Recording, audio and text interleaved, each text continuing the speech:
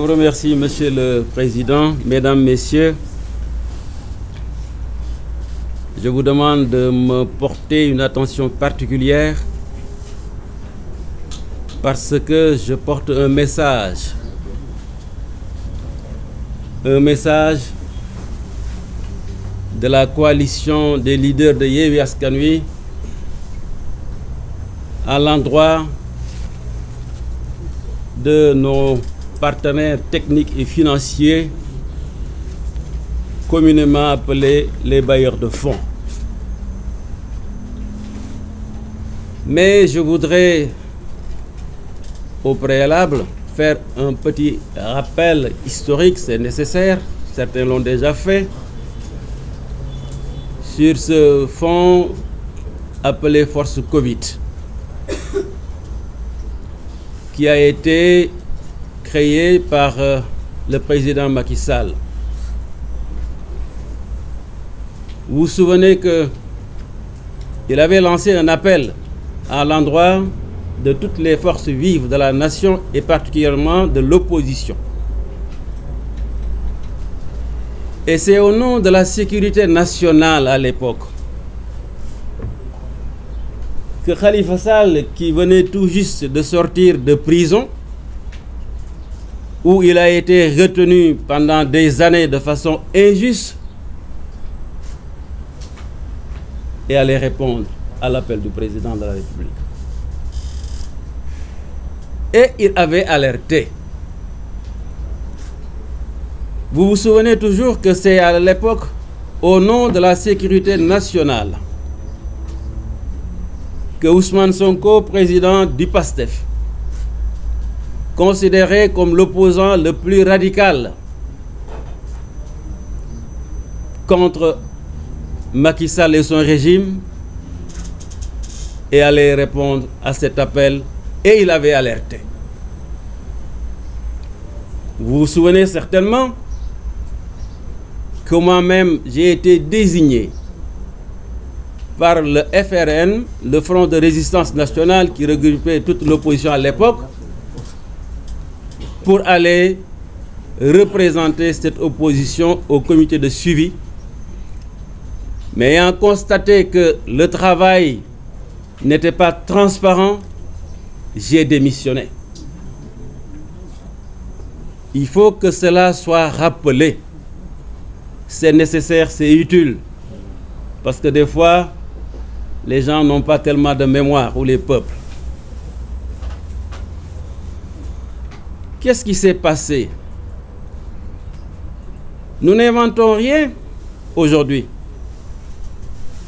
C'est un corps de contrôle de l'État du Sénégal qui fait des révélations sur des scandales dans la gestion de ces fonds dont je viens de parler. On ne vous apprend rien en vous disant que le budget prévisionnel était de 1000 milliards et d'après ce que dit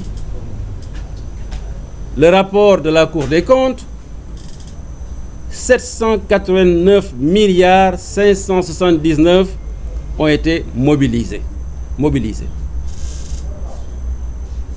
Dans ces 789 milliards et plus,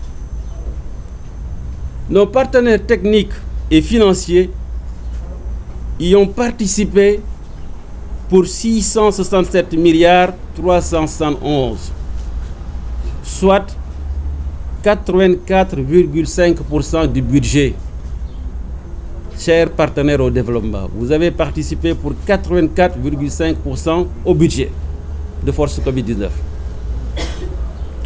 L'État du Sénégal, principal concerné, n'y a participé que pour 102 milliards et plus, soit 13%. Et les volontaires, les particuliers, les chefs religieux, le secteur privé, pour un montant de 19 milliards 958 millions, soit 2,5%. Et le rapport de la Cour des comptes révèle les scandales que ceux qui m'ont précédé ont énumérés. Avance de démarrage versée même avant signature et approbation du contrat, c'est-à-dire qu'il vous paye sans que le contrat ne soit établi. C'est ça ce que cela veut dire. Et après, au moment de vous payer, essayez de régulariser les paiements des décomptes.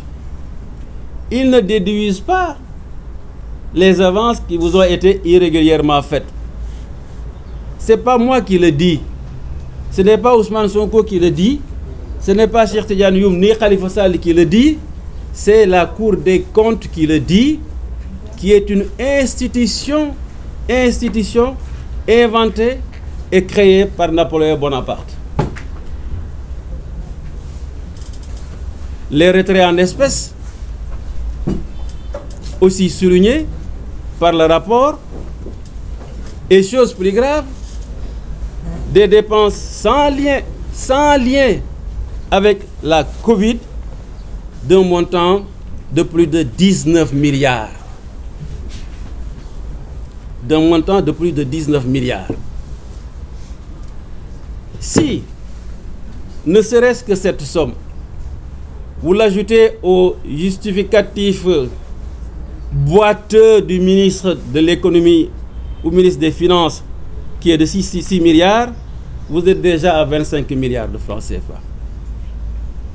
Chers partenaires au développement, voilà que le ministre à qui vous confiez l'argent que vous nous donnez, parce qu'il y a des dons, ou l'argent que vous nous prêtez, reconnaît que l'État du Sénégal a fait au moins un manquement de 6 milliards de francs CFA. Au moins, plus de 6 milliards de francs CFA. Et vous vous posez des questions depuis que vous êtes en train d'assister les pays en développement. Pourquoi il n'y a pas de progrès dans ces pays? Pourquoi, malgré tout ce qui a été donné au Sénégal, nous sommes 25e sur le plan mondial des pays les plus pauvres? Aujourd'hui, je pense que par rapport à ce rapport de la Cour des comptes, vous commencez à avoir des réponses aux questions que vous posez. Vous contrôlez les élections. L'Union européenne, par exemple, a une commission de suivi des opérations électorales, au Sénégal particulièrement. Mais ces deux sont liés. L'argent que vous donnez au pays, et particulièrement au Sénégal, mais c'est le contribuable de vos pays qui donne cet argent. Vous ne pouvez pas donc, à notre avis, rester indifférent à ce qui s'est produit dans la gestion des fonds de Covid-19 au Sénégal. Vous n'avez pas le droit de vous taire. Et nous avons bon espoir que vous allez réagir parce qu'il y va de l'intérêt de vos institutions, parce que vous aussi, on sait qu'il y a une exigence de votre opinion publique nationale. Il y va aussi de l'intérêt des populations du Sénégal que vous avez décidé d'aider depuis longtemps. Quelqu'un l'a dit tout à l'heure, je vais le répéter. Parce que vous êtes au nombre de 13 partenaires techniques à participer au financement de ce fonds Covid. Je n'invente rien, c'est la Cour des comptes qui le dit. L'interpellation que nous faisons s'adresse par voie de conséquence à ces institutions que je vais énumérer. La KfW, qui est une institution allemande. L'État du Japon y a participé. L'AFD, l'Agence française de développement, y a participé. L'Union économique monétaire ouest-africaine y a participé. Le Fonds monétaire international, FMI, y a participé. Le 11e Fed y a participé. La BOAD y a participé. L'IDA, par le biais de la Banque mondiale, y a participé. La Banque islamique de développement est interpellée. La BAD, la Banque africaine de développement, est interpellée. Le gouvernement italien est interpellé. La BI est interpellée. La BADEA est interpellée.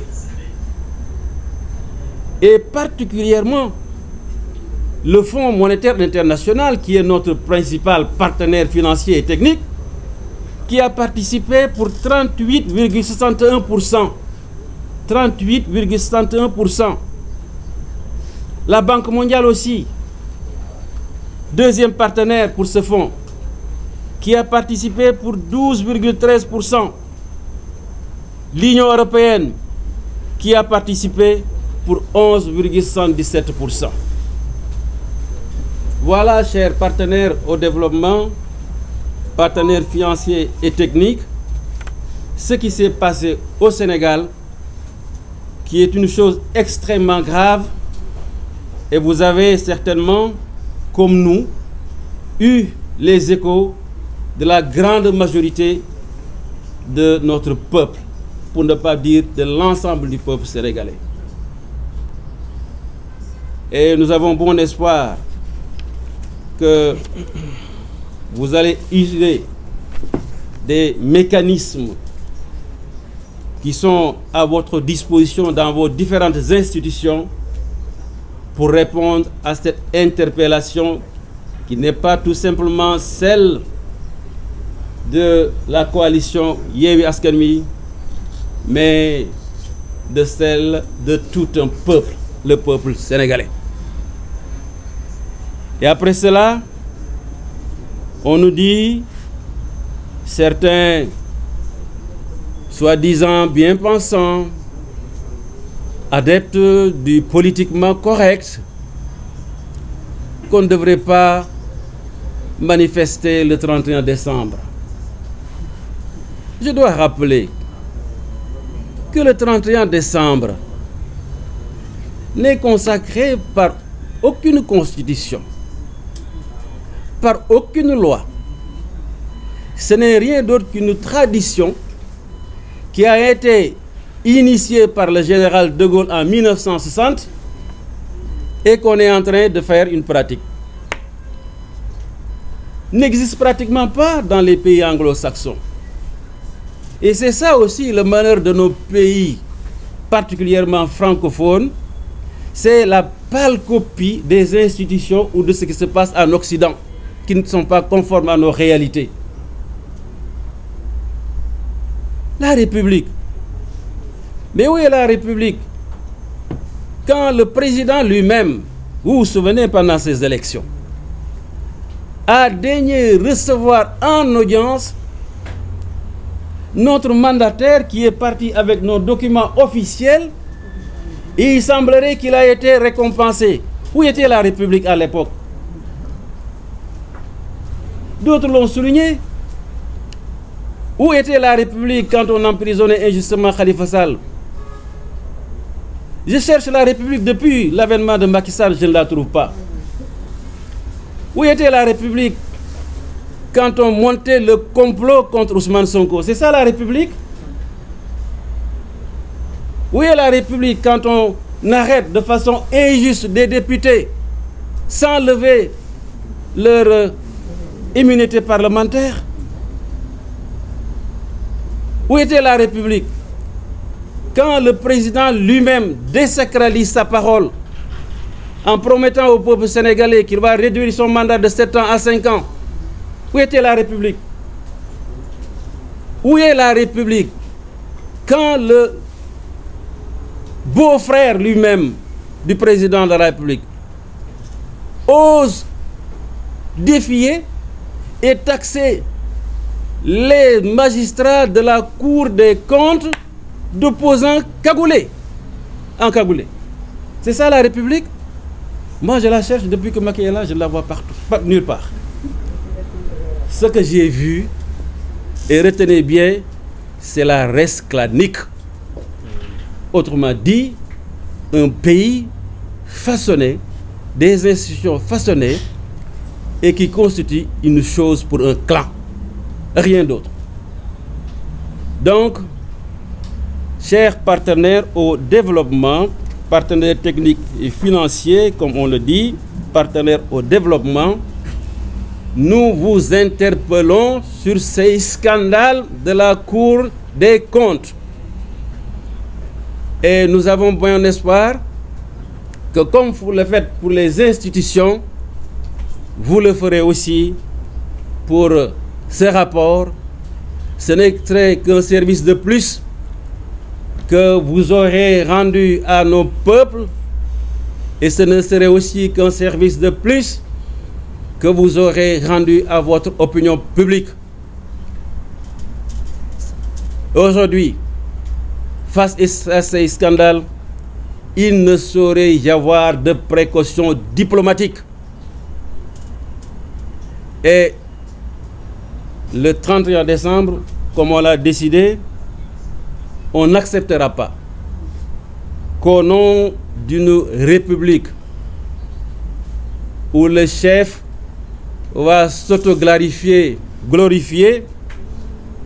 à travers un soi-disant message, que cela puisse constituer